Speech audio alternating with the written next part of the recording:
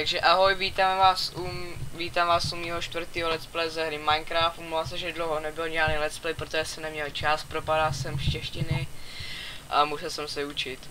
Takže teď si založíme nový svět, protože jak jsem měl na ten starý, tak jsem si ho vymazal. Takže třeba dáme název Minecraft World. Hra o přežití, vytvořit nový svět. A dneska bych vám chtěl ukázat, jak se kraftí věci začátku pro nějaké začátečníci. A možná někdo na mě se kouká a ví, že mám ještě nějaký 3 let's play, ale za ty se tak můžu říct, že stydím, takže bych to chtěl začít úplně znovu. Takže jak jsem říkal, takže bych vám chtěl ukázat, jak se dělají věci a takhle, a pak to můžu točit dál a tam to zapomeňte, jestli jste někdo viděl, ale já bych řekl, že ne, protože to bylo tak hrozný, že to nemohl někdo koukat. Takže já vám nejdřív ukážu, jak udělat crafting table, to je úplně jednoduchý. Takhle si nakopete pár dřeva. Omlouvám se ten hlasy, protože mě trošku bolí v krku, takže zadím. Pak to dřevo takhle dáte sem, máte opracovaný. A pak to opracované dřevo dáte takhle do výroby a vzniká pracovní stůl. Pak ještě uděláte z toho opracovaného takhle tyčky 2. Pak položíte takhle crafting table, ukážu nejdřív, jak se dělá meč. Meč se dělá takhle, že dáte takhle přísad, to jedno, třeba tam budete mít kámen, železo, zlato, diamanty. A takhle, pak už máte takhle meč, dáte si ho sem. Teď vám ukážu, jak se dělá krumpáč. Krumpáč se dělá, že máte takhle 3 dáte. To je úplně taky jedno, jestli budete mít diamanty a td. Pak sekerku. Tu děláte takhle. A ještě vám ukážu, jak se dělá lopata a jak se to jmenuje. No prostě vám to ukážu. Takže nakopím si zase dřevo, aby jsme měli na tyčky. Tak, tady postavíme zase crafting table. Zase tu uděláme opracovaný. Dáme tady takhle 2 tyčky a tady dáme 1. A máme lopatku. Pak ještě máme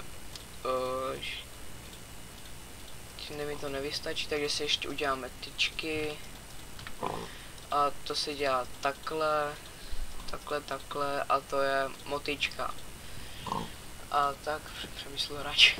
Takže teď bych vám chtěl ještě ukázat, jak se dělá pec a truhla, do které si můžete dávat věci.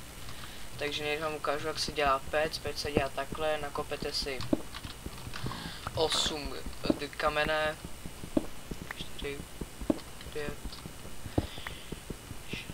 7, 8, tak si zase položíte crafting table, dáte si takhle 8, 1, 2, 3, 4, 5, 6, 7, 8 a vznikne vám pec.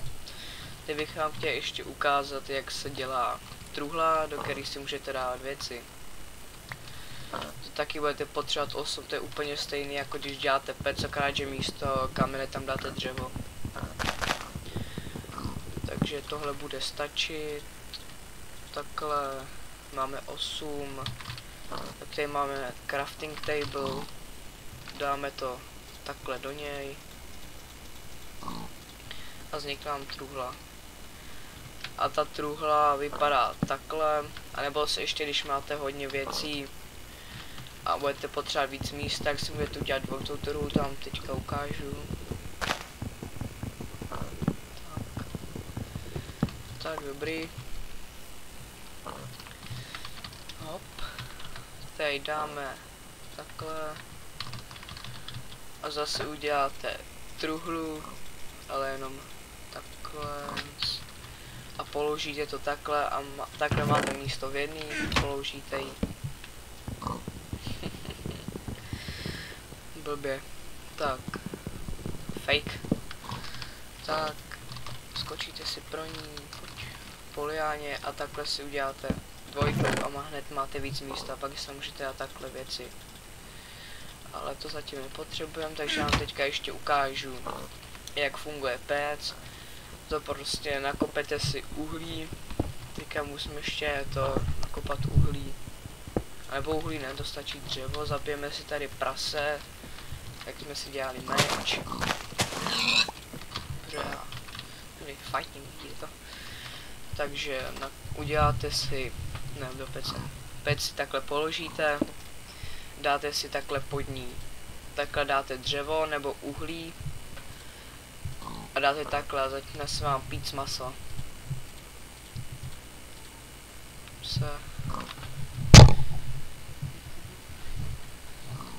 Tak.